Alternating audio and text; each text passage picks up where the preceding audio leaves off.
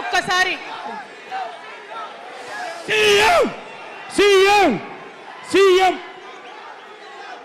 జై తెలంగాణ కూర్చోవాలి. ఒకసారి అందరు సైలెంట్ ఉండాలి.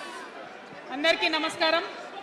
మళ్ళీ ఒకసారి తెలంగాణ ప్రజలకు, తెలంగాణ మేధావులకు, తెలంగాణ బుద్ధిజీవులకు, తెలంగాణ ప్రగతిని కోరుకునేటటువంటి ప్రతి ఒక్కరికి, తెలంగాణలో ఉన్నటువంటి ప్రభావశీల వర్గాలందరికీ హృదయపూర్వకంగా చేతులెత్తి నమస్కారం తెలియజేస్తా ఉన్నాను.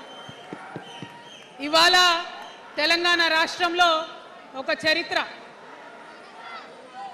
నా జీవితంలో కూడా ఒక మర్చిపోలేని రోజు అవుతుంది ఈరోజు. తెలంగాణ రాష్ట్ర భవిష్యత్తును తెలంగాణ రాష్ట్రం స్వయంగా రాసుకోవడానికి మరి మనందరినీ కూడా ఆ దైవము, ఆ కాలము మనందరినీ భాగస్వామ్యం చేసిందని చెప్పి నేను మనస్ఫూర్తిగా నమ్ముతా ఉన్నాను. మీ అందరికీ తెలుసు, నేను అమ్మవారి భక్తురాలిని. ఇక్కడ స్టేజ్ మీద ఎవ్వరు ఉండకండి, దయచేసి అందరు వెళ్ళండి, ఖాళీ అయ్యండి, మొత్తం అందరు వెళ్ళి కూర్చోండి దయచేసి. ఈ బౌన్సర్లు ఏందో వాళ్ళని తీసి వెళ్ళిపోమని.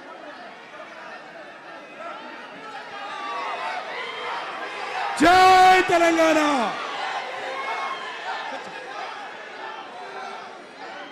ఇవాళ ఈ సభా ప్రాంగణంలో ఉన్నటువంటి తెలంగాణ ఉద్యమకారులకు, తెలంగాణ అమరవీరుల కుటుంబాలకు, తెలంగాణ ఉద్యమంలో సర్వం కోల్పోయి అనేక రకాల కష్టాలు పడి రాష్ట్రం వస్తే చాలు అనుకొని పిడికిలు బిగించి కొట్లాడినటువంటి ప్రతి ఒక్కరికి, అదేవిధంగా సింగరేణి నుండి పెద్ద ఎత్తున తరలి వచ్చినటువంటి బొగ్గుగని కార్మికులకు, నాకు సింగరేణి చాలా ఇష్టం, కానీ కానీ కానీ మీకంటే మా ఆడబిడ్డలంటే నాకు ఇంకా ఇష్టం. ఈ సభలో ఉన్నటువంటి మా ఆడబిడ్డలకు ప్రత్యేకంగా నమస్కారం తెలియజేస్తున్నా. అదేవిధంగా అనేక మంది మా జెన్జీ వారియర్స్ వచ్చిండ్రు, మా యూత్ వచ్చిండ్రు, అందరికీ కూడా పేరు పేరున నమస్కారం.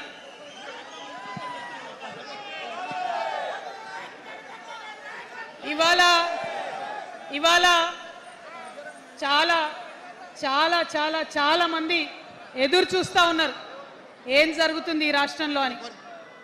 ఒక్క మాట మాత్రం నేను నా తెలంగాణ ప్రజలకు చెప్పగలుగుతా. గత 20 ఏళ్లుగా తెలంగాణ ఉద్యమంలో నేను పోషించినటువంటి పాత్ర, తెలంగాణ జాగృతి పోషించినటువంటి పాత్ర మీ అందరికీ తెలిసిందే. తెలంగాణ ఉద్యమంలో ఆడబిడ్డలందరినీ కూడా భాగస్వామ్యం చేయాలని చెప్పి తెలంగాణ జాగృతి నుండి బతుకమ్మను ఎత్తుకొని ఊరు వాడ తిరిగి మా జాగృతి కార్యకర్తలు తెలంగాణ సాంస్కృతిక దీపాన్ని పదిలంగా దాచిపెట్టుకున్నారు. మరి వారు దాచినటువంటి ఆ దీపం ఆనాడు చాలా చీకటిలో, కాలరాత్రిలో కూడా ఒక కాగడాలాగా తెలంగాణ ఉద్యమకారులకు వెలుగునిచ్చింది. మా సింగరేణి గని కార్మికుల చేతిలో కందిలైంది. మొత్తం తెలంగాణ సమాజానికి కూడా ఒక కాంతి రేఖ అయింది. అప్పటి వరకు చాలా మంది మాట్లాడేది, మా స్టూడెంట్స్ అయినా అందరూ కూడా మాట్లాడేది, ఈ ఆంధ్రోళ్ళతోని పంచాయతీ అవుతుందక్క, ఏం చెప్పాలి, మా గురించి ఎట్లా చెప్పుకోవాలి, మన సంస్కృతి గురించి ఎట్లా చెప్పుకోవాలని మాట్లాడినప్పుడు బతుకమ్మ వచ్చిన తర్వాత బలం వచ్చింది. బతుకమ్మ పాట వచ్చిన తర్వాత ఇది మా సంస్కృతి, ఇది మా పండుగ, ఇగో గిది తెలంగాణ అని ఎత్తిన ప్రతి బతుకమ్మలో కూడా జై తెలంగాణ జెండా పెట్టి మా ఆడబిడ్డలందరూ కూడా బతుకమ్మ అంటే ఏందో ప్రపంచానికి పునఃపరిచయం చేసుకోవడం జరిగింది. ఏ ఉద్యమానికైనా డెఫినెట్గా భౌగోళిక స్వరూపం ఉంటుంది, శక్తులు ఉంటారు, వ్యక్తులు ఉంటారు, కానీ ఒక సాంస్కృతిక పునాది, సాంస్కృతిక నేపథ్యం ఉన్నప్పుడే ఆ ఉద్యమాలు తుదముత్తాయని చెప్పి అందరం కూడా అనుకుంటాం. తెలంగాణ ఉద్యమానికి బలమైనటువంటి సాంస్కృతిక పునాదినిచ్చి ఆడబిడ్డలందరినీ ఉద్యమంలో జత చేసినటువంటి ఘనత ఇక్కడ ఉండేటటువంటి జాగృతి కార్యకర్తలదేనని నేను ఇవాళ సగర్వంగా ప్రకటిస్తా ఉన్నాను. మరి ఇవాళ మిమ్మల్ని నేను కోరేది ఒకటే, కష్టపడ్డాం, తెలంగాణ తెచ్చుకున్నాం. కానీ మనం కలలు కన్న తెలంగాణ వచ్చి 12 ఏళ్ళైనా ఇంకా కూడా మనకు రాలేదు. ఏమేం కలలతో తెలంగాణ తెచ్చుకున్నామో ఆ కలలన్నీ ఇంకా నిజం కాలేదు. మరి తెలంగాణ ఉద్యమ రథం, ఆనాటి ఉద్యమ రథసారథి కేసీఆర్ గారి నేపథ్యంలో తెలంగాణ ఉద్యమ రథం ఎక్కడనో దారి తప్పింది. తెలంగాణ ప్రజల ఆర్తిని అది అర్థం చేసుకోలేకపోయింది. డెఫినెట్గా సామాజిక తెలంగాణ రథచక్రం అనేది విరిగి ముక్కలైపోయింది. ఒక కొత్త రాష్ట్రం వచ్చిన తర్వాత ఏ తరహా అయితే పని జరగాలో, ఏ తరహా అయితే పనులు ప్రారంభించుకోవాలో అవి జరగలేదని చెప్పడానికి ఒక ఇంత బాధపడతా ఉన్నాను. ఆనాడు ఏమనుకున్నాం, తెలంగాణ రాష్ట్రం వస్తే మనందరి బానిస సంఖ్యలు పోతాయి అనుకున్నాం. కానీ రైతులకు బేడీలు పడ్డాయి, ఇసుక దందా మీద ప్రేమతోని నేరెళ్ల దళితులకు దెబ్బలు పడ్డాయి, చావులైనాయి. ఒకరిద్దరు కలిసి మాట్లాడుకోవాలంటే ఎవరు ఫోన్ ఎక్కడ మానిటర్ చేస్తుండ్రో అని భయం, వ్యక్తిగత స్వేచ్ఛ లేదు. దారుణమైనటువంటి నిఘా నీడలో తెలంగాణ అంతా కూడా బతికింది. ఇది వాస్తవం. మనం అనుకున్న కలల తెలంగాణ రాలేదన్నది ముమ్మాటికి వాస్తవం. మరి అటువంటి సందర్భంలో నేను ఇవాళ మీ అందరికి ఒక మాట చెప్పాలి. ఆనాడు పరిపాలించిన కుటుంబంలో నేను కూడా ఒక భాగం. ఆనాడు పరిపాలించిన కుటుంబంలో ఒక భాగమైనందుకు కొన్ని విషయాలకు నేను సిగ్గుపడతా ఉన్నాను. తెలంగాణ ప్రజల్ని క్షమించమని కూడా కోరుతా ఉన్నాను. కానీ తెలంగాణ సాధించినందుకు మాత్రం చాలా గర్వపడుతున్నాను. నా జన్మ ధన్యమైందని చెప్పి భావిస్తూ ఉన్నాను. మరి అనేకమైనటువంటి తప్పులు జరిగినాయి, అనేకమైనటువంటి నేరాలు జరిగినాయి. అనుకున్నటువంటి తెలంగాణ సాధించుకోలేదు. మరి ఆ తప్పులో ఎక్కడో ఒక దగ్గర నాకు భాగం ఉందని చెప్తున్నప్పుడు మరి కేవలం క్షమాపణ చెప్తే సరిపోతుందా? ఏ తెలంగాణ అయితే కావాలనుకున్నామో, ఏ సామాజిక న్యాయ తెలంగాణ అయితే రావాలని అనుకుంటున్నామో దానికోసం నడుం బిగించి కష్టపడి పని చేయాల్సిన అవసరం కూడా ఉంది. మరి ఇవాళ పని చేయడం కోసమే తెలంగాణ రాష్ట్ర సేన ఇవాళ తెలంగాణ ప్రజల ముందుకు వచ్చింది. రేపటి నుంచి మీరు చూస్తారు మా పని ఎట్లుంటుందో, మా పనితీరు ఎట్లుంటుందో. ఎందుకంటే ఏ పోరాటం చేయాలన్నా, ఏ ప్రజలకు మంచి చేయాలన్నా కేవలం కొట్లాడితే సరిపోదు, దానికి రాజకీయ అధికారం కూడా ఉండాలి. రాజకీయ అధికారం తోడైనప్పుడే ప్రజలకు చేయాలనుకున్న మంచి చేయగలుగుతాం. అందుకే ఇవాళ పార్టీ పెట్టేది. అదర్వైజ్ గత 11 నెలల నుంచి తెలంగాణ జాగృతి చేస్తున్న పోరాటాలు మీరు చూస్తున్నారు. ఎన్ని పోరాటాలు తీసుకున్నాం, ఎన్ని రకాలుగా సక్సెస్ సాధించడం మీరు చూసిండ్రు. కానీ ఉట్టి పోరాటాలు సరిపోవు, ఖచ్చితంగా రాజకీయ అధికారం ఉండాలి. దానికోసమే ఇవాళ తెలంగాణ రాష్ట్ర సేన మీ ముందుకు వచ్చిందని చెప్పి నేను సగర్వంగా ప్రకటిస్తూ ఉన్నాను. మరి ఈ పొలిటికల్ పార్టీ ఏదైతే తెలంగాణ ప్రజల కోసం వచ్చిందో అది టెక్నికల్గా అధికారం తెచ్చుకోవడానికి, ఎన్నికల్లో పాల్గొనడానికి డెఫినెట్గా బాగుంటుంది. కానీ దానికి ఒక ఆత్మ ఉండాలి, దానికి ఒక నేపథ్యం ఉండాలి. ఇవాళ బీఆర్ఎస్తో అదే కదా ప్రాబ్లం. టెక్నికల్గా బాగున్నారు, ఎలక్షన్ పోతున్నారు, సీట్లు గెలుస్తున్నారు, కానీ తెలంగాణ ఆత్మను కోల్పోయింది. కాబట్టే ఇవాళ తెలంగాణ రాష్ట్ర సేన వచ్చింది. నేను తెలంగాణ ప్రజలందరికీ చేతులు జోడించి నమస్కరించి ఒక మాట చెప్తున్నా, హార్ట్ఫుల్గా చెప్తున్నా, నా హృదయాంతరాల నుంచి ఒక మాట చెప్తా ఉన్నా. నేను తెలంగాణలో ఉన్న 3.5 కోట్ల మంది తెలంగాణ బిడ్డలందరికీ ఒక అమ్మగా పరిణితి చెందాలనుకుంటున్నా.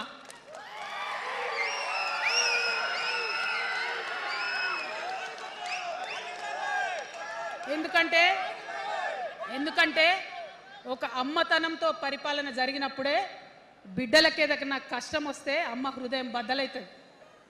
అటువంటి దుఃఖంతో పరిపాలన జరిగినప్పుడే, అటువంటి సంవేదనతో పరిపాలన జరిగినప్పుడే, అటువంటి ఆర్తితో పరిపాలన జరిగినప్పుడే రాష్ట్రం ముందుకు పోతుంది, రాష్ట్రంలో ఉన్న ప్రజల కష్టాలు తీరుతాయి. ఇవాళ ఎన్నిసార్లు ఎన్ని రకాలుగా ఆలోచన చేసినా మన తెలంగాణ రాష్ట్రంలో అనేక రోజుల నుంచి, అనేక సంవత్సరాల నుంచి ఒక భూస్వామ్య వ్యవస్థ నడిచింది. మనకు తెలుసు, అనేక రకాల పోరాటాలు వచ్చినాయి. సమానత్వం కోసం ప్రయత్నం చేసినాం, పోరాడుతూనే ఉన్నాం. అది రైతాంగ సాయుధ పోరాటం కావచ్చు, ముల్కీ ఉద్యమం 1952 కావచ్చు, 1969లో తెలంగాణ ఉద్యమం కావచ్చు, తర్వాత వచ్చినటువంటి నక్సలైట్ ఉద్యమం కావచ్చు, అనేక సామాజిక ఉద్యమాలు, ఎందరో మంది మహానుభావులు ప్రొఫెసర్ జయశంకర్ గారి దగ్గర నుంచి మొదలు పెడితే చాక లైలమ్మ గారు, దొడ్డి కొమరయ్య గారు, ఆరుట్ల కమలాదేవి గారు, రావి నారాయణ రెడ్డి గారు, సురవరం ప్రతాప్ రెడ్డి గారు, దాశరథి గారు, కాళోజీ గారు, నక్సలైట్ ఉద్యమంలో గద్దరన్న గారు, గణపతి గారు, మారోజు వీరన్న గారు, సాంబశివుడు గారు, ఇట్లా అనేక మంది పోరాటం చేస్తే అంతో ఇంతో సమానత్వం ఇప్పుడు వచ్చింది. మలిదశ తెలంగాణ ఉద్యమంలో కేసీఆర్ గారు, అట్లానే ప్రాణాలు ఇచ్చినటువంటి ఇషాన్ రెడ్డి గారు, యాదయ్య కావచ్చు, సువర్ణ కావచ్చు, అనేక మంది కొట్లాడితేనే ఇవాళ తెలంగాణ రాష్ట్రం వచ్చింది. వీరికన్నా ముందు మరి మీ అందరికీ తెలుసు, సమ్మక్క సారలమ్మ దగ్గర నుంచి మన దగ్గర సామాజిక ఉద్యమాలు నడిచినాయి. కొమరం భీమ్ కావచ్చు, సమ్మక్క సారయ్య కావచ్చు, సారలమ్మ కావచ్చు, షోయబుల్లా ఖాన్ కావచ్చు, మగ్దూమ్ మొయ్యుద్దీన్ కావచ్చు, ఇట్లా అనేక మంది కొట్లాడితే కొంచెం సమానత్వం వచ్చింది. కొండా లక్ష్మణ్ బాపూజీ గారిని తెలుసుకోవాలి, పండుగ సాయనని తెలుసుకోవాలి, సర్వాయి సర్దార్ పాపన్న గౌడ్ని తెలుసుకోవాలి. ఇట్లా అనేక మంది కొట్లాడింది. పంతు నాయక్ గారు ఉన్నారు, మరి ఇట్లా ఆదివాసీ వీరులు అనేక మంది ఉన్నారు. బియ్యాల జనార్దన్ రావు ఉన్నారు, ఆదివాసుల కోసం కొట్లాడినటువంటి బిడ్డ. వీరందరినీ కూడా వారి స్ఫూర్తిని తీసుకుంటాం. రాజ్యాంగబద్ధంగా రాజకీయ శక్తితోని పోరాటాలు మిళితం చేసి, ప్రజా పోరాటాలు మిళితం చేసి మనం కలలుగానేటటువంటి సామాజిక న్యాయ తెలంగాణను సాధిస్తామని మళ్ళొకసారి సగర్వంగా ప్రకటన చేస్తూ ఉన్నాం. మరి వాళ్ళ తెలంగాణ రాష్ట్ర సేన మీ ముందుకొచ్చిందంటే ఉట్టిగానే రాలే. తెలంగాణలో ఏం జరుగుతుందో ఒకసారి తెలుసుకోవాలి, మనం ఆలోచన చేసుకోవాలి, అర్థం చేసుకోవాలి. ఎన్ని పార్టీలు ఉన్నాయి? 3 పార్టీలు ఉన్నాయి. భారతీయ జనతా పార్టీని తీసుకుందాం. ఆ బీజేపీ అనే పార్టీకి అసలు తెలంగాణ ఏర్పాటే ఇష్టం లేదు, తెలంగాణ ఏర్పాటు అవడమే ఇష్టం లేదు. అందుకే వాళ్ళ అగ్రనాయకత్వం అంతా కూడా ఏం మాట్లాడతారు? తల్లిని చంపినరు, పిల్లని బతికించరు అని ఒకలంటారు. ఇంకొకరు ఏమంటారు? నిన్ననే ఒక తలకాయ లేని ఎంపీ, మెడకాయ మీద తలకాయనే లేదు ఆయనకు, ఏమన్నాడు ఆ ఎంపీ? ఇండియా పాకిస్తాన్ విడదీసినట్టట, ఆంధ్ర తెలంగాణను విడదీసిరట. మరి వాళ్ళ అగ్రనాయకత్వం ఇన్ని మాటలు అంటుంటే మన ప్రాంతంలో ఉన్నటువంటి భారతీయ జనతా పార్టీ బానిస ఎంపీలు ఎవరైతే ఉన్నారో ఒక్క మాట కూడా వాళ్ళు మాట్లాడరు. ఫెడరల్ స్ఫూర్తికి విరుద్ధంగా రాష్ట్రం ఏర్పాటు అయిన తర్వాత 7 మండలాలు మనకి గుంజుకుంటే పార్లమెంట్లో పల్లీకులు ఇస్తారు, కానీ ఆ ఎంపీలు ఒక్క మాట కూడా మాట్లాడరు.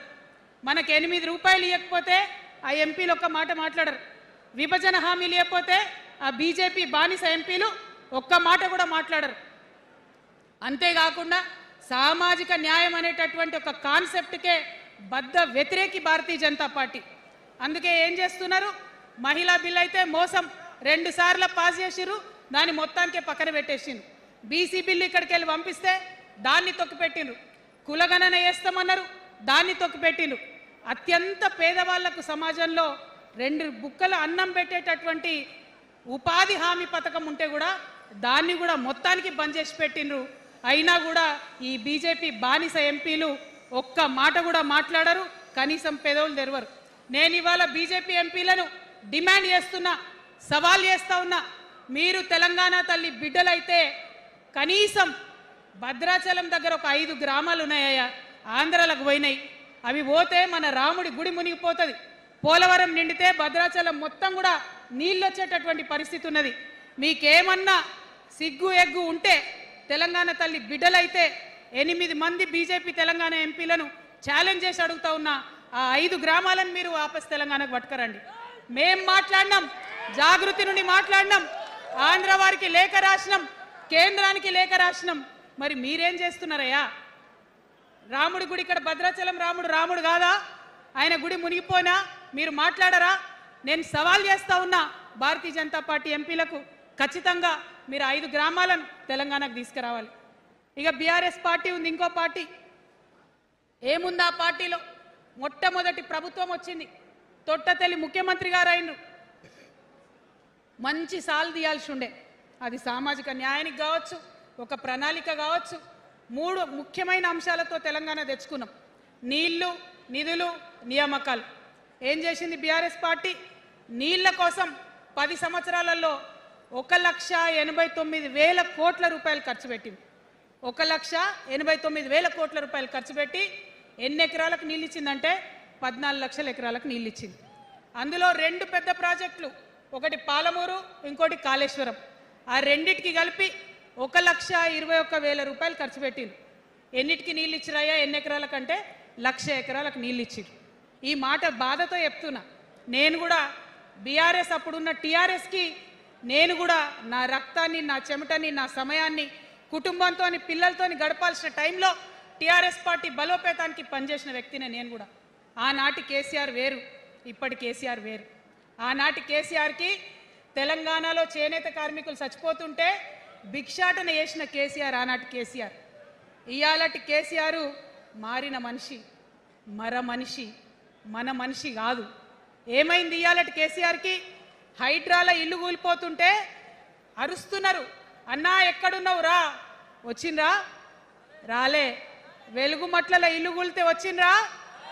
రైతులకు వర్ష బీభత్సమయ్యి మొత్తం పొలాలు మునిగిపోతే వచ్చిండ్రా? చేవెళ్ళ దగ్గర బస్ యాక్సిడెంట్ అయితే వచ్చిండ్రా? ఎక్కడ చిన్న కష్టం వచ్చినా ప్రజలకు ఆ సారు రారు, ఆ సారు రారు. ఎందుకంటే ఆయన మారిన మనిషి, మనిషి, గుంటనెక్కల తోడేళ్ల చేతిలో ఖైదీ అయినటువంటి మనిషి, మన మనిషి కాదు. బాధతో, దుఃఖంతో, ఆవేదనతో చెప్తున్న మాట, సంతోషంతో చెప్తలేని ఈ మాట నేను. అట్లాంటి కేసీఆర్ ఎట్లా ఉండే ఒకప్పుడు?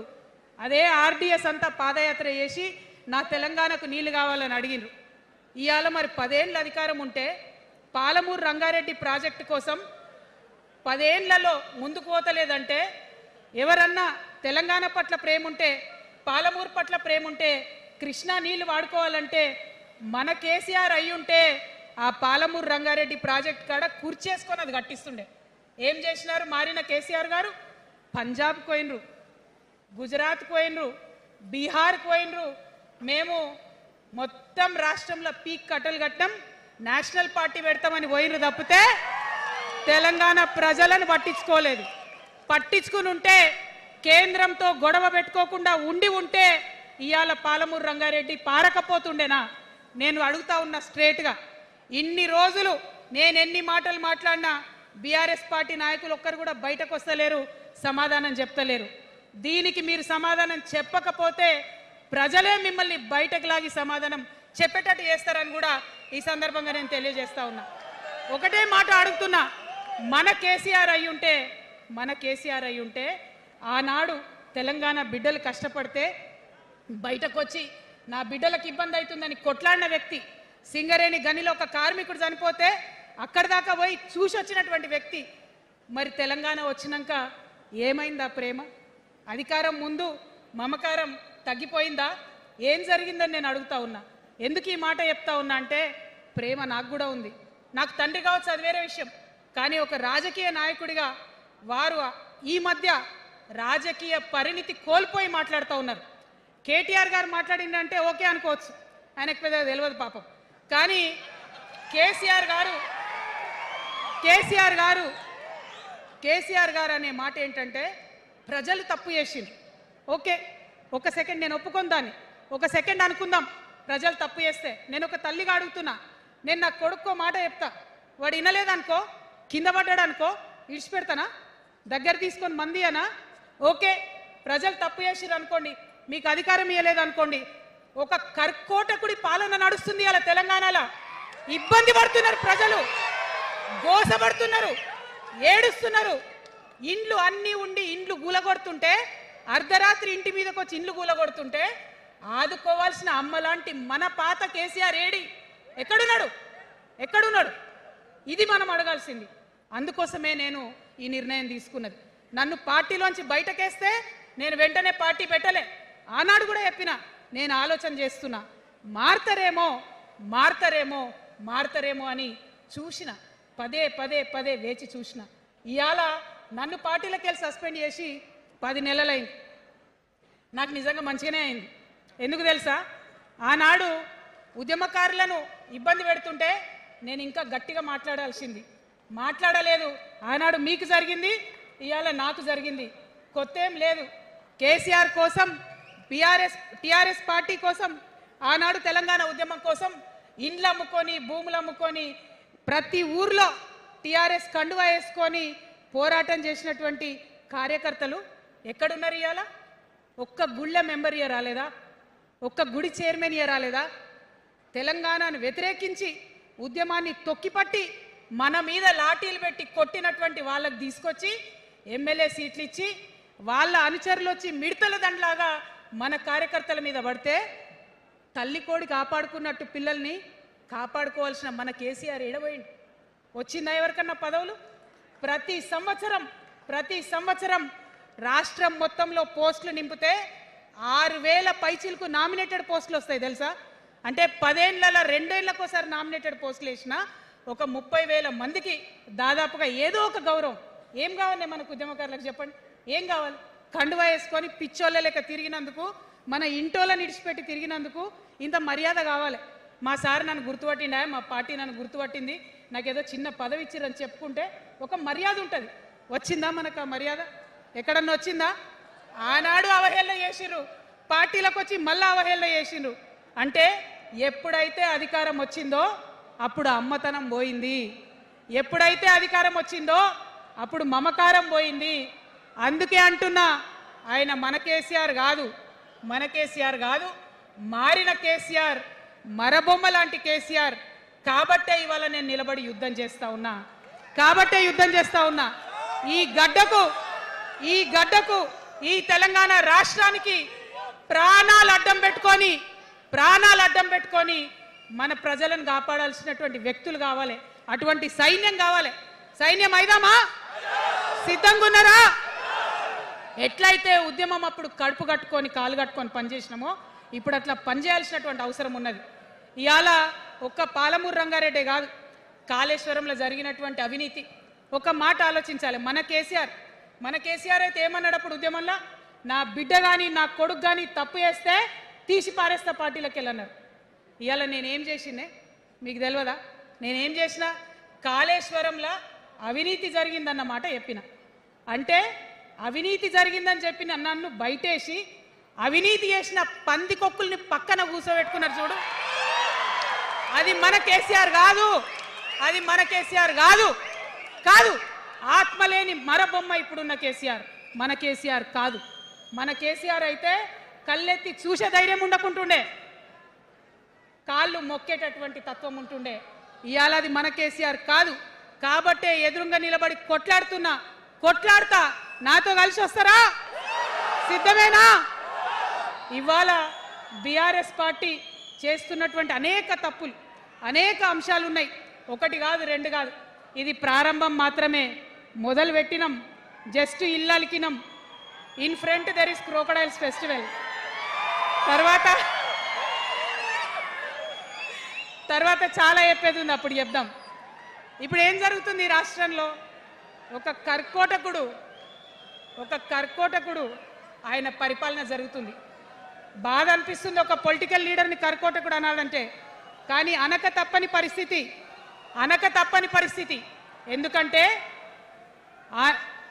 ఎందుకంటే మొన్న ఖమ్మంలో వెలుగుమట్లలో అన్ని పర్మిషన్స్ ఉన్నాయి, అన్ని కాయిదాలు ఉన్నాయి.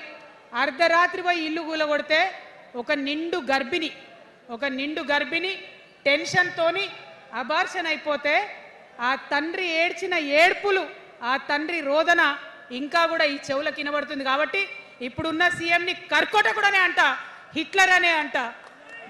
2 నెలల చిన్న పాప పసికందు కుమ్మెర గ్రామంలో చచ్చిపోతే ఇప్పటి వరకు కూడా కేసు పెడతలేరు. హోంమంత్రి కూడా ముఖ్యమంత్రే, ఆయనకు తీరిక లేదు పాపం. చిన్న పసికందు చచ్చిపోతే ఇప్పటి వరకు కేసు పెడతలేరు. అందుకే అంటున్నా, కర్కోటకుడైనటువంటి సీఎం పరిపాలనలో ఉన్నాం. ఖచ్చితంగా కొట్లాడాల్సిందే. మనం ఏదైతే గురుకులాలు ఉన్నాయో వాటిలో విషం పెట్టి పిల్లల్ని చంపుతా ఉన్నారు. అయినా సరే విద్యాశాఖ మంత్రిగా ఉన్న సీఎం మాట్లాడతలేడు. అందుకే కర్కోటకుడు అంటా ఉన్నాం, అందుకే హిట్లర్ అంటా ఉన్నాం. కర్ల రాజేష్ అనేటటువంటి దళిత యువకుడు కస్టడీలో చచ్చిపోతే ఇప్పటి వరకు కూడా దానికి బాధ్యులైన పోలీసులను ఏం చర్యలు తీసుకోలేదు వాళ్ళ మీద. అందుకే కర్కోటకుడు అంటా ఉన్నాం, అందుకే హిట్లర్ అంటా ఉన్నాం. పిడికిలి బిగించి ఇప్పుడున్నటువంటి రాక్షస కాంగ్రెస్ పైన ఖచ్చితంగా కొట్లాడతాం, అందరికన్నా ఎక్కువ కొట్లాడతాం. ఇప్పుడు మనమే ప్రధాన ప్రతిపక్షం అవుతాం, 2 ఏళ్ల తర్వాత మనమే అధికార పక్షం అవుతాం. ఖచ్చితంగా అధికారంలోకి వస్తాం. ఎందుకోసం వస్తాం అంటే నేను ఒక మాట చెప్పాలి మీకు, అందరినీ మనం మాటలు అంటున్నాం కదా, we are opposing everybody, we are criticising everybody, but what is the solution? Don't oppose without propose అని కాన్షీరామ్ గారు చెప్పారు, నేను చెప్పలే. డోంట్ అపోజ్ వితౌట్ ప్రపోజ్ అని. సో నేను కొన్ని ప్రపోజల్స్ తెలంగాణ ప్రజల ముందు పెట్టాలనుకుంటున్నా.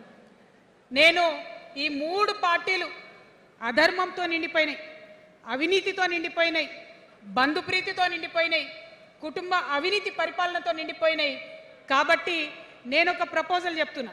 ఈ 3 పార్టీల మీద ఆనాడు భగవంతుడు శ్రీకృష్ణుడు చెప్పినట్టు పాంచజన్యం, ఆయన శంఖం పేరు, యుద్ధంకి ముందు పాంచజన్యం ఎట్లయితే పూరిస్తారో మనం కూడా పాంచజన్యం పూరిద్దాం. ఒక 5 అంశాలను ప్రధానంగా తీసుకుందాం. ఆ 5 అంశాల కోసం ఇప్పుడు కొట్లాడదాం, రేపు ప్రభుత్వంలోకి వచ్చిన తర్వాత మన ప్రజలకు చేద్దాం. ఏం అంశాలు అవి? మొట్టమొదటిది విద్య. ఇవాళ గవర్నమెంట్ స్కూల్స్ అంటే ఆనాడు కేసీఆర్ గారు స్కూల్ బంద్ చేసుకుంటూ వచ్చారు, అదే రేవంత్ రెడ్డి గారు కొనసాగిస్తున్నారు. ఎక్కడా కూడా ప్రభుత్వ పాఠశాలలలో వసతులు లేవు, వాష్రూమ్ ఉండదు, వాచ్మెన్ ఉండడు, అటెండర్ ఉండడు, పిల్లలే పోయి బెల్లు కొట్టుకోవాలి, పిల్లలే పోయి బాత్రూమ్లు కడుక్కోవాలి, మంచినీళ్ళు ఉండవు, భయంకరమైన పరిస్థితి ఉంది.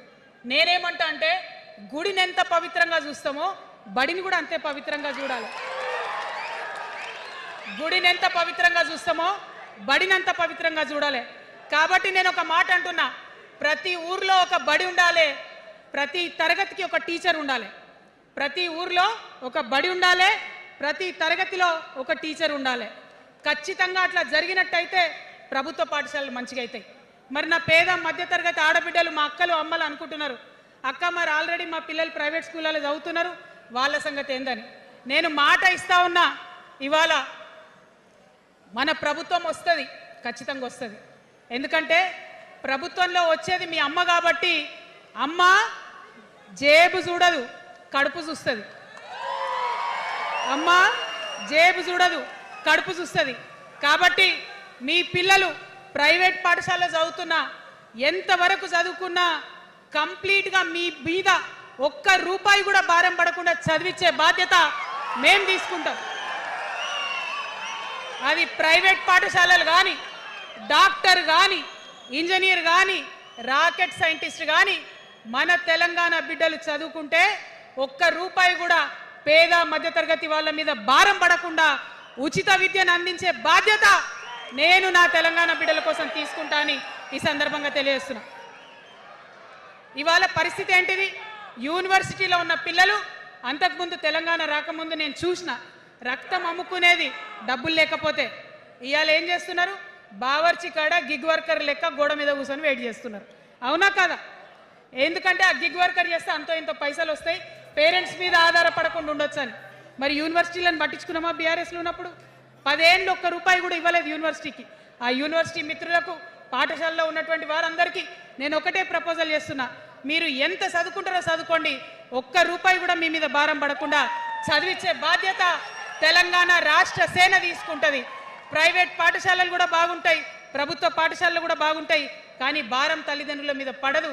అది మీ అమ్మ ప్రభుత్వంలో జరగబోతుందని, మీ తల్లి ప్రభుత్వంలో జరగబోతుందని మీకు మాటిస్తా ఉన్నా.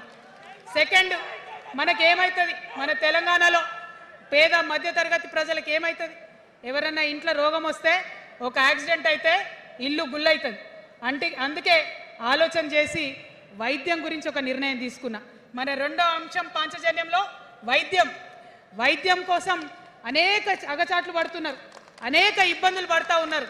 నేను ఒకటే మాట ఇస్తా ఉన్నా, ఏ రోగమన్నా రాని, ఎంత పెద్ద హాస్పిటల్ అన్నా కానీ, మన తెలంగాణలో మన జబ్బు ఎక్కడ తగ్గుతుందో అక్కడ మీ జేబులకెళ్ళి ఒక్క రూపాయి ఖర్చు కాకుండా ఉచిత వైద్యం అందించే బాధ్యత మేము తీసుకుంటా ఉన్నాం. ఉచితంగా విద్య ఇచ్చి, ఉచితంగా వైద్యం ఇచ్చినాక నా తెలంగాణ బిడ్డల మీద నాకు నమ్మకం ఉంది.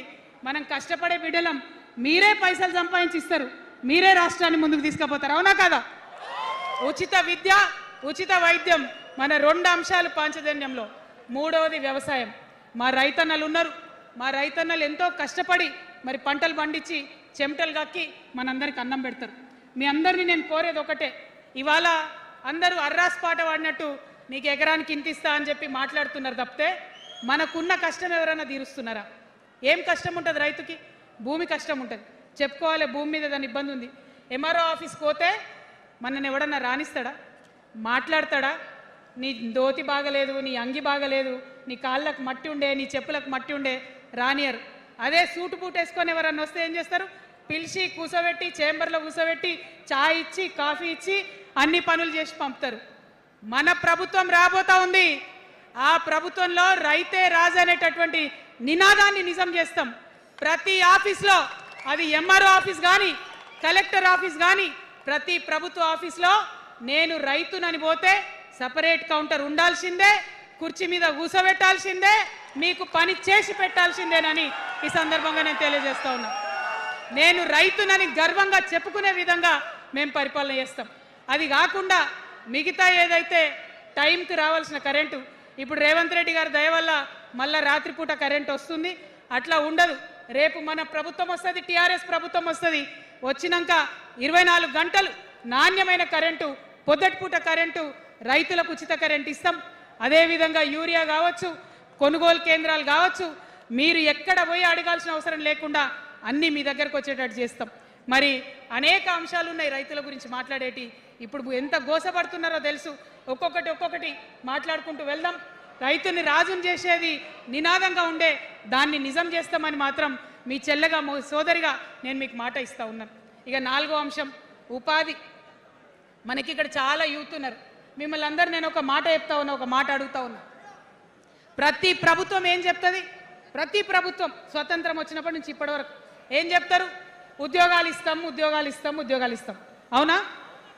అసలు నాకు మాట తెలియక అడుగుతా. ఒక యువ మిత్రుడు ఉంటే, ఒక యువతి ఉంటే, నేను వ్యాపారం చేసుకోవాలనా, నేను ఉద్యోగం చేసుకోవాలనా, నేను కళారంగానికి పోవాలనా, నేను ఇంకోటి కావాలనా అనే స్వేచ్ఛ నాకు ఉండాలి కదా, నాకు ఉండాలి. కానీ ప్రభుత్వాలు మనకేం చెప్తాయి? నువ్వు ఉద్యోగం చేయి, 9 to 5 ఉద్యోగం చేయి, బానిస బతుకు అనేటటువంటి కండిషనింగ్ చేస్తూ ఉన్నాయి. ఇప్పుడు చాలామంది యూత్తో నేను మాట్లాడినా, నాకు ఒక మాట చెప్తా ఉన్నారు. అక్క, మా పరిస్థితి ఎంత ఘోరం ఉందంటే బయట ఉద్యోగం దొరుకుతలేదు చదువుకున్న చదువుకి. మా అమ్మ సెల్ఫ్ హెల్ప్ గ్రూప్లో ఉండి ఆమె 2 లక్షల రూపాయలు తీసుకొచ్చి ఇస్తే నేను బండి కొనుక్కోవాలి. ఆమె 3 లక్షల రూపాయలు తీసుకొచ్చి నాకు ఇస్తే నేను ఆటో కొనుక్కొని నడుపుకోవాలి. వయసు వచ్చిన కొడుకుని, వయసు వచ్చిన బిడ్డని తల్లి దగ్గర చేయి జాపాలంటే నామోష్ అనిపిస్తుంది అక్క అని అనేక మంది చెప్పారు. అందుకే నేను చెప్తా ఉన్నా, ఉపాధి అంటే కేవలం ఉద్యోగం కాదు. ఉపాధి అంటే మన ప్రభుత్వంలో, రేపు రాబోయేటటువంటి మీ అమ్మ ప్రభుత్వంలో 2 లక్షల రూపాయల నుంచి మొదలు పెడితే 20 కోట్ల రూపాయలకు కూడా మనము మీ వ్యాపారానికి సంబంధించిన ఐడియాతో మీరు వస్తే బ్యాంకులతో సంబంధం లేకుండా నా యువకులను, నా యువతులను నమ్మి ఆ లోన్ డైరెక్ట్గా మీకు ఇవ్వడం జరుగుతుంది. ఎందుకోసం ఈ మాట చెప్తా ఉన్నా అంటే, మన తెలంగాణ బిడ్డలకు మంచి సృజనాత్మకత ఉంది, ఆలోచించే శక్తి ఉంది, కష్టపడే తత్వం ఉంది. ఇవన్నీ కూడా మంచి వ్యాపారవేత్తలకు ఉండేటటువంటి లక్షణాలు. కానీ వచ్చినటువంటి ఏ ప్రభుత్వాలు కూడా మనకు చేయూతనియ్యలే. ఖచ్చితంగా నా యూత్ని నేను నమ్మాలనుకుంటున్నా, నా యూత్కి నేను డబ్బులు ఇవ్వాలనుకుంటున్నా. వాళ్ళ చేతిలో డబ్బులు పెట్టి వాళ్ళు ఇంకెంత సంపాదన నా తెలంగాణ రాష్ట్రానికి ఇస్తారో చూడాలని నేను అనుకుంటున్నా. యూత్ ఎంపవర్మెంట్ గ్రూప్స్ తయారు చేస్తాం. 2 lakhs to 20 crores వరకు డైరెక్ట్గా గవర్నమెంటే ఉండి మీకు లోన్స్ ఇస్తాం. మరి ఉద్యోగం చేయాలనుకునే యూత్ ఉంటే నేను ఒక శుభవార్త చెప్తా ఉన్నా. బాగా లెక్క పెట్టినాం. మీకు తెలుసు, నేను ఏది స్టడీ చేయకుండా చెప్ప, ఆగమాగం మీద అసలే చెప్ప. నేను స్టడీ చేసిన దానికి ఏంటంటే, ఎవరైతే ఉద్యోగం చేయాలనే యూత్ ఉంటారో వాళ్ళకి మొదటి సంవత్సరమే మన గవర్నమెంట్ వచ్చినాక 4 లక్షల ఉద్యోగాలు ఒకటేసారి సింగిల్ నోటిఫికేషన్తోని ఇచ్చి తీర్థం. ఇది నా మాట, ఇది నా మాట. నేను మళ్ళీ మీకు ఎందుకు చెప్తా ఉన్నా ఈ మాట అంటే, నేను తల్లిని, నేను జేబు చూడా, ఎంత ఖర్చు అవుతుంది, ఎంత జీతం అవుతుంది చూడా.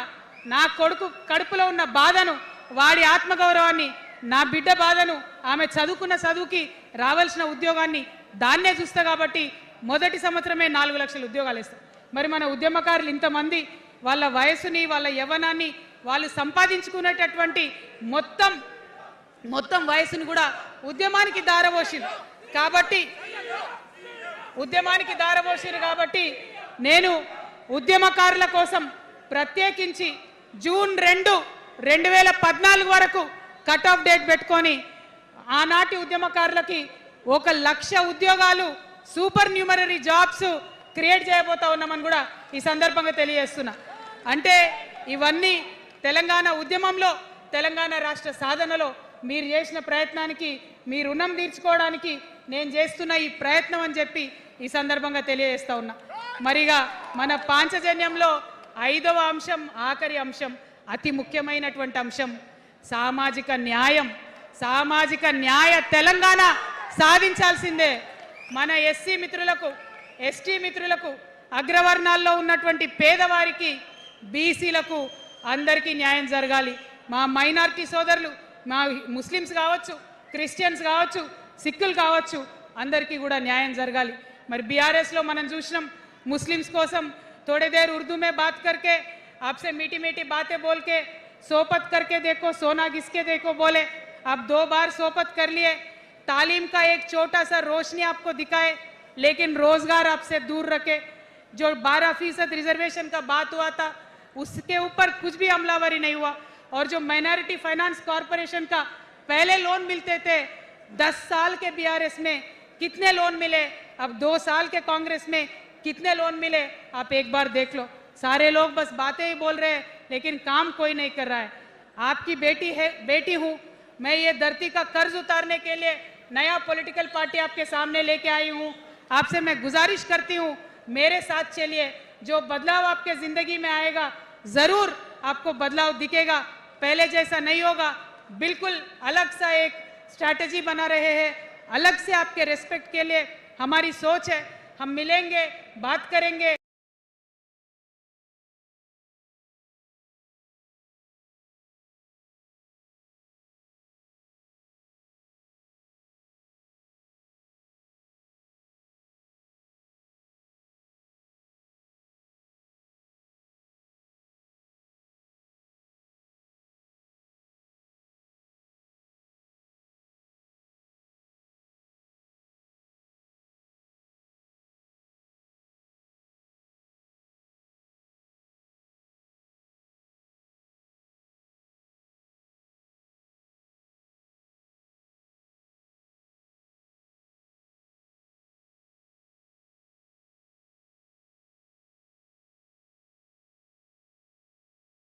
ముప్పు అరే అన్యా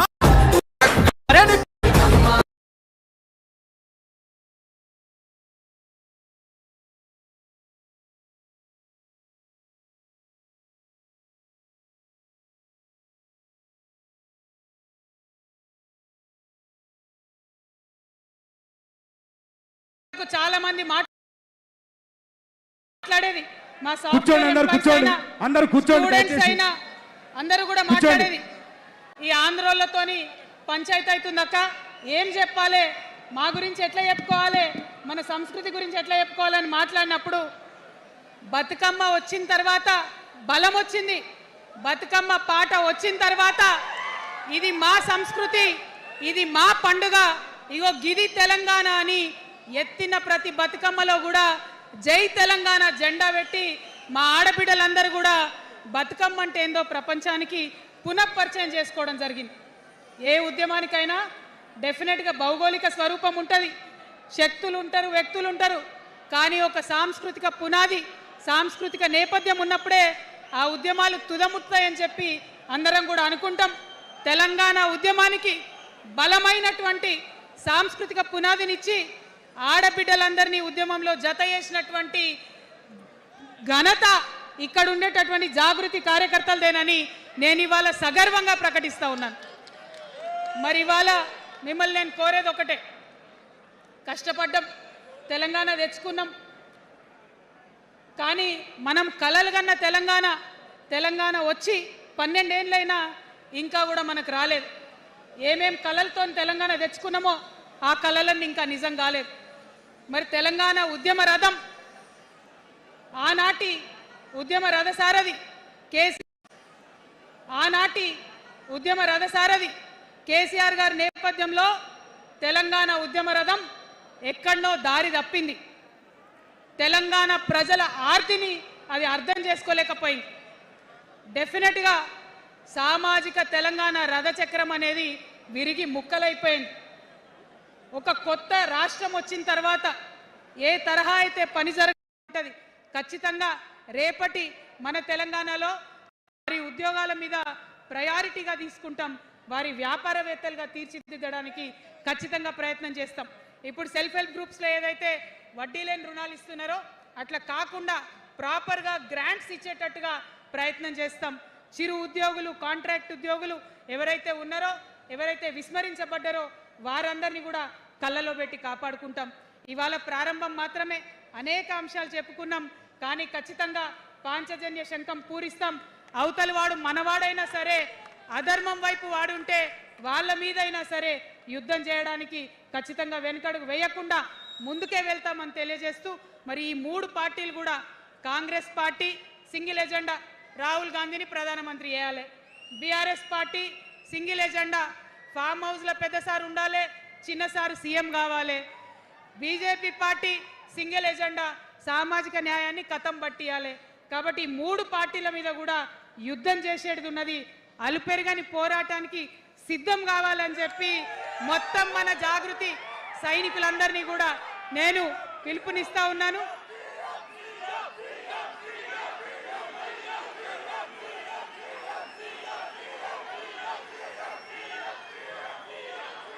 థ్యాంక్ యూ. జై తెలంగాణ, జై తెలంగాణ. జోహార్ తెలంగాణ విద్యార్థి అమర వీరులకు, జోహార్ తెలంగాణ విద్యార్థి అమర వీరులకు, జోహార్ తెలంగాణ అమర వీరులకు. జై తెలంగాణ, జై టిఆర్ఎస్, జై టిఆర్ఎస్, జై టిఆర్ఎస్. టిఆర్ఎస్ అంటే జిందాబాద్ అనాలి. TRS, TRS, TRS. జై తెలంగాణ, జై తెలంగాణ, జై తెలంగాణ.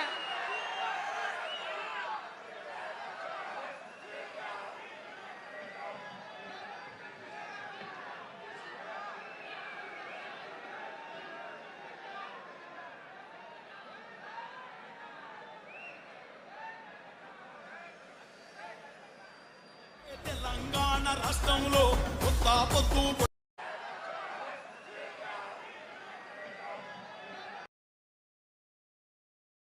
జై తెలంగాణ, జై టిఆర్ఎస్, జై టిఆర్ఎస్, జై టిఆర్ఎస్. ప్రధానమంత్రి చేయాలి, బీఆర్ఎస్ పార్టీ ప్రయారిటీగా తీసుకుంటాం, వారి వ్యాపారవేత్తలు ప్రధానమైన అంశంగా తీసుకుంటాం. అదేవిధంగా ఇప్పుడు చదువుకుంటున్నటువంటి ఆడపిల్లలు, వారి ఉద్యోగాల మీద ప్రయారిటీగా తీసుకుంటాం, వారి వ్యాపారవేత్తలుగా తీర్చిదిద్దడానికి ఖచ్చితంగా ప్రయత్నం చేస్తాం. ఇప్పుడు చదువుకుంటున్నటువంటి ఆడపిల్లలు, వారి ఉద్యోగాల మీద ప్రయారిటీగా తీసుకుంటాం, వారి వ్యాపారవేత్తలుగా తీర్చిదిద్దడానికి ఖచ్చితంగా ప్రయత్నం చేస్తాం. ఇప్పుడు సెల్ఫ్ హెల్ప్ గ్రూప్స్లో ఏదైతే వడ్డీ లేని రుణాలు ఇస్తున్నారో అట్లా కాకుండా ప్రాపర్గా గ్రాంట్స్ ఇచ్చేటట్టుగా ప్రయత్నం చేస్తాం. చిరు ఉద్యోగులు, కాంట్రాక్ట్ ఉద్యోగులు ఎవరైతే ఉన్నారో, ఎవరైతే విస్మరించబడ్డారో వారందరినీ కూడా కళ్ళలో పెట్టి కాపాడుకుంటాం. ఇవాళ ప్రారంభం మాత్రమే, అనేక అంశాలు చెప్పుకున్నాం, కానీ ఖచ్చితంగా పాంచజన్య శంఖం పూరిస్తాం. అవతలి వాడు మనవాడైనా సరే, అధర్మం వైపు వాడుంటే వాళ్ళ మీదైనా సరే యుద్ధం చేయడానికి ఖచ్చితంగా వెనుకడుగు వేయకుండా ముందుకే వెళ్తామని తెలియజేస్తూ, మరి ఈ మూడు పార్టీలు కూడా, Congress party single agenda Rahul గాంధీని ప్రధానమంత్రి చేయాలి, BRS party single agenda farm హౌస్లో పెద్దసారి ఉండాలి, చిన్నసారి సీఎం కావాలి, బీజేపీ పార్టీ సింగిల్ ఎజెండా సామాజిక న్యాయాన్ని కథం పట్టియాలి. కాబట్టి ఈ మూడు పార్టీల మీద కూడా యుద్ధం చేసేది ఉన్నది. అలుపెరగని పోరాటానికి సిద్ధం కావాలని చెప్పి మొత్తం మన జాగృతి సైనికులందరినీ కూడా నేను పిల్లలు, వారి ఉద్యోగాల మీద ప్రయారిటీగా తీసుకుంటాం, వారి వ్యాపారవేత్తలుగా తీర్చిదిద్దడానికి ఖచ్చితంగా ప్రయత్నం చేస్తాం.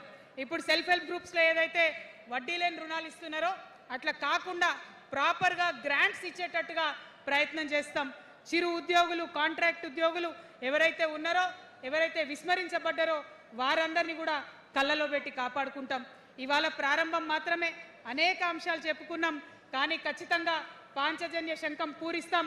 అవతలి వాడు మనవాడైనా సరే, అధర్మం వైపు వాడుంటే వాళ్ళ మీదైనా సరే యుద్ధం చేయడానికి ఖచ్చితంగా వెనుకడుగు వేయకుండా ముందుకే వెళ్తామని తెలియజేస్తూ, మరి ఈ 3 పార్టీలు కూడా, Congress party single agenda Rahul గాంధీని ప్రధానమంత్రి చేయాలి, BRS party single agenda farm హౌస్లో పెద్దసారి ఉండాలి, చిన్నసారి సీఎం కావాలి, బీజేపీ పార్టీ సింగిల్ ఎజెండా సామాజిక న్యాయాన్ని కథం పట్టియాలి. కాబట్టి 3 పార్టీల మీద కూడా యుద్ధం చేసేది ఉన్నది. అలుపెరగని పోరాటానికి సిద్ధం కావాలని చెప్పి మొత్తం మన జాగృతి సైనికులందరినీ కూడా నేను పిలుపునిస్తా ఉన్నాను.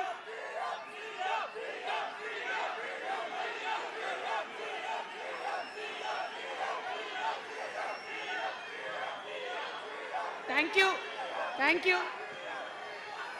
జై తెలంగాణ, జై తెలంగాణ.